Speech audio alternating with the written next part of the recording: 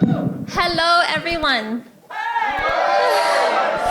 Thank you so much for joining us this evening. What a night. What a few days. Now, you may have noticed I am not John Fetterman, the next senator of our great state. So before I get started, I would like to take a moment to address the elephant in the room, which is that my husband, John Fetterman, is not in the room tonight. As I'm sure most of you know, John had a little hiccup on Friday while we were on the road campaigning. Thank God he's already on his way to a full recovery. We're so grateful to the doctors, nurses, and staff at Penn Medical, Lancaster General, who have gone above and beyond to support our family and all the families that they serve. John also wants to thank every single one of you. During one of the hardest weeks of our lives, end of this election, you made sure we all felt so supported and so loved. Of course, there's nothing John likes more than being on the campaign trail, and the time off has been hard on him. Back on Friday, I noticed something was off. He didn't even want to go to the hospital. He didn't want to miss the events we had planned. But I insisted, and as usual, I was right. And I'm so glad I made him go for two reasons. The first is that doctors were able to act quickly, and John is going to be back on his feet in no time.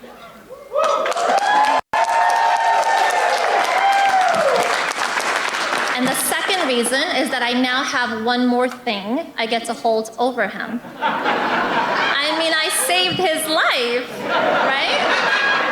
I will never let him live that down. Now, for those of you who don't know me, my name is Gisele Barreto Fetterman, the second lady of Pennsylvania. Or as I like to call it, slop. I met John many years, 3 kids and 2 dogs ago, before he was Pennsylvania's next senator. Back then, he was just a guy trying to pour love into Braddock, a small steel town that helped build America and had been left behind. He moved there to teach GED classes, and after 2 of his students were gunned down, he ran for mayor to stop the violence, bring back jobs, and bring hope. I read about the work John was doing, and I was inspired. Long story short, I joined him in Braddock. He, of course, fell madly in love with me. We got married, and we've been working together ever since to make sure that no one is left behind. But really, though, I immigrated to this country with my mom, who is here. Say hi, Mom.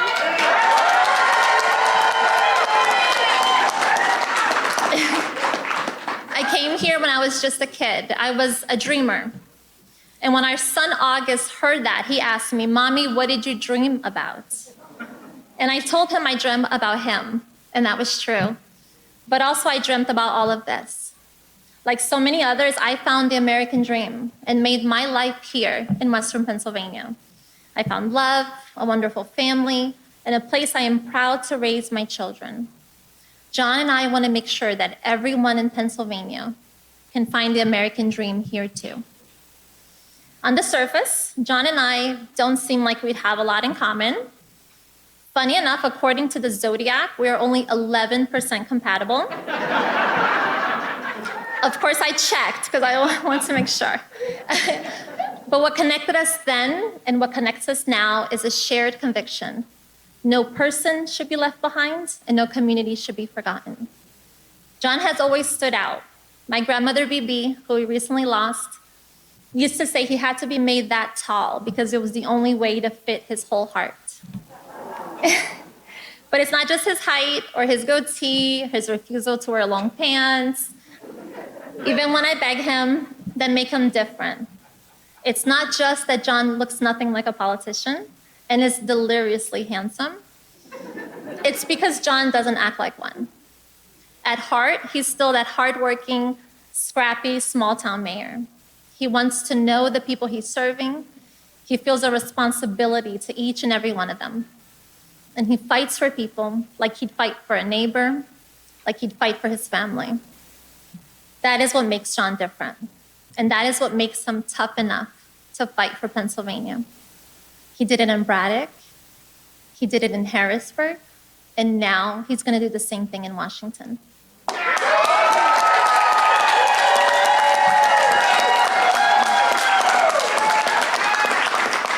Now, I'm going to be honest with you. Politics is mean, and I am not. But the truth is, too many people in this Commonwealth and in this country are hurting. Too many people feel abandoned, feel ignored. Too many people think their best days are behind them. And nothing is more cruel than the feeling of hopelessness. But John has a plan and a purpose to make sure Pennsylvania's best days are ahead of us. He's going to fight for abortion rights. He's going to fight to raise the minimum wage and protect the union way of life. He's going to fight to protect our planet. He's going to fight to eliminate the filibuster. He's going to fight to legalize cannabis.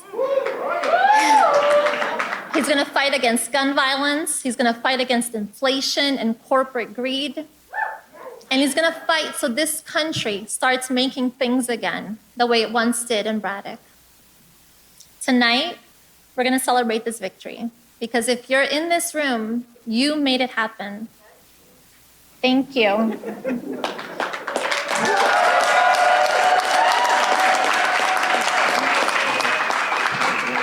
If you knocked on a door, if you donated $5, if you sent a text, or if you waited in line today to vote, you made it happen. Thank you to all of you who put this event together. Thank you so much. And to our amazing campaign staff who have worked so hard since last January. Again, from the bottom of our hearts, John and I want to thank you for everything. Welcome. Of course, the general election is just 6 months away. And because Pennsylvania is our best chance to pick up the Democratic seat in the Senate, this race will likely be the biggest, most competitive, and most watched race in the country. It might also be the nastiest. Now that John's the official Democratic nominee, I'm going to say that one more time.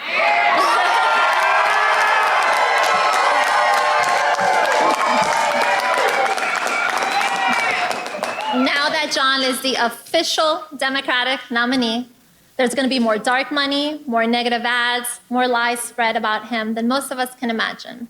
It might even start tomorrow. Fortunately, John is up to the challenge, but he can't do it alone. He needs your help to fight back. So please go to johnfetterman.com, donate if you can. Any amount helps. John has always had our backs, and now it's time we have his. Yeah. Let's get to work. This race we're running, it's a race for the future of every community across Pennsylvania. For every small town, for every person who calls those small towns home. And for every person who's considered leaving because they didn't see enough opportunities. It's a race for every job that has been lost, every factory that has been closed, every cost that keeps rising, and every worker that can't keep up. It's a race for a better Pennsylvania and for a better country. And it's a race that together we will win in November.